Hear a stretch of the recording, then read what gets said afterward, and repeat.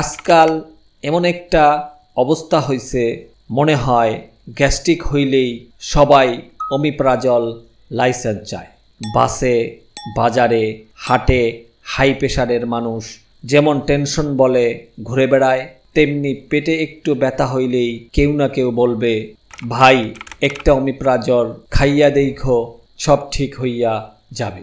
কিন্তু প্রশ্ন হইল, অমিপ্রাজল কি জলের মতো খাওয়ার জিনিস? অমিপ্রাজল বা এর গ্রুপের ওষুধগুলো পিপিআই, প্রোটন পাম্প ইনহিবিটর, আসলে গ্যাস্ট্রিক অ্যাসিড কমায়। কিন্তু আমরা এই ওষুধকে বানাইয়া ফেলছি ডাল ভাতের মতো। প্রতিদিন খাচ্ছে, খাওয়ার নিয়ম জানে না, কবে বন্ধ করতে হবে সে তো জানেই না। আর সবচেয়ে বিপদ হলো, অনেকে তো খালি পেটে অমিপ্রাজল খায়, আবার খাওয়ার 10 মিনিট পরেই বুনা খিচুড়ি। ফলাফল আসল সমস্যা থেকে যায়, শরীরের ভেতরে আস্তে আস্তে লুকায় এক একটা বিপদ।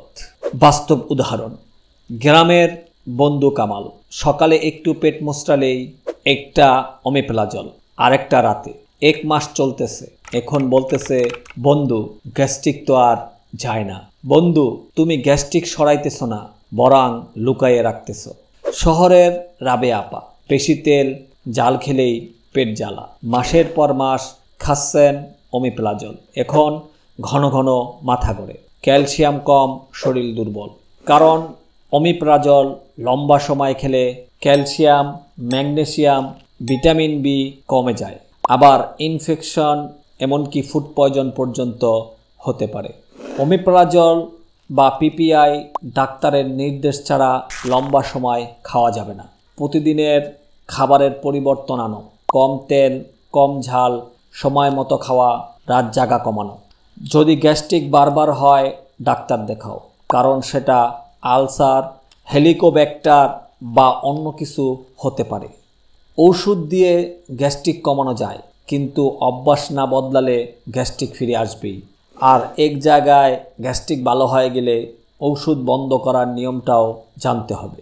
তোমার বাসায় যদি কেউ এমন আছেন যিনি অমিপ্রাজল খাইলেই সব ঠিক মনে করেন, তাহলে এক্ষুনি ভিডিওটা শেয়ার করো, আর সঙ্গে সঙ্গে সাবস্ক্রাইব করো নিউজ রেকর্ডেড বিডি, কারণ এখানে ওষুধের নামে বস্তুনিষ্ঠ বাজি ফাঁস করা হয়। কমেন্টে জানাও তুমি কবে কিভাবে অমিপ্রাজল খেয়েছিলে, পরবর্তী পর্বে কোন ওষুধ নিয়ে শুনতে চাও।